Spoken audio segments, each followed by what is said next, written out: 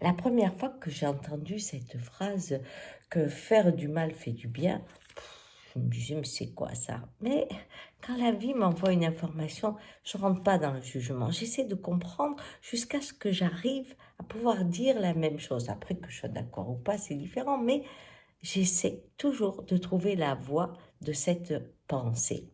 Et en fait, je me suis rendu compte qu'elle était juste. Pourquoi? Parce que ça touche le fait d'être connecté à quelqu'un ou pas. Quand j'ai le sentiment de ne pas être entendu, que je n'existe pas, que je n'ai aucun poids sur les autres, petit à petit, cela me terrasse parce que c'est comme si je devenais invisible. On voit bien, si on le prend à l'échelle des manifestations, ce qui se passe aux États-Unis, par exemple, ce qui s'est passé au Capitole, ce sont des gens qui ont une réalité à laquelle ils croient vraiment et qui ont le sentiment qu'on ne peut pas les entendre. Ça n'existe pas, donc ils n'existent pas. Et à ce moment-là, cette impuissance qui est exacerbée amène à la violence. Ce qui existe au niveau du groupe existe au niveau de l'individu. Quand un enfant a le sentiment de ne jamais être entendu dans sa famille, peu à peu, il devient violent. Mais dans un couple, quand on a le sentiment que ce que l'on dit ne compte pas, que ce que l'on fait ne compte pas, eh bien peu à peu, c'est un sentiment d'impuissance, de disparaître, et on cherche à toucher l'autre. On cherche absolument à être à égalité avec l'autre.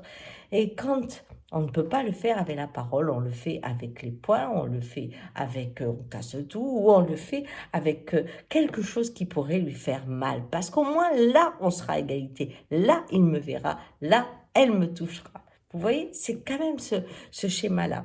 Alors, quand ça arrive, sur le moment, ça fait du bien. Parce que maintenant, je suis celui qui parle et toi, tu es celui qui te tait. Maintenant, je suis celui qui a le pouvoir et toi, t'as rien. Donc, pendant un moment, c'est le bonheur, ça fait du bien. Mais ensuite, eh bien, ensuite, on découvre que dans tous les cas, quand l'autre n'a plus la parole, c'est pas pour autant qu'on est connecté. C'est-à-dire qu'il prend juste la place de celui qui n'existe pas, de celui dont on ne tient absolument pas compte.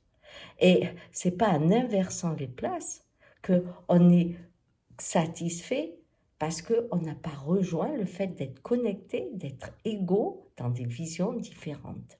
C'est pour ça que le bien fait du bien, parce que c'est ceux qui ont la capacité de se relier aux autres.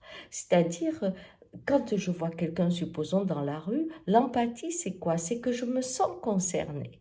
Donc, je m'approche. Mais je me sens concernée parce que je suis reliée à la personne, parce qu'elle touche chez moi. Le lien est là. Alors, c'est accepté avec joie, pas de joie, avec aigreur, qu'importe. Le lien est là.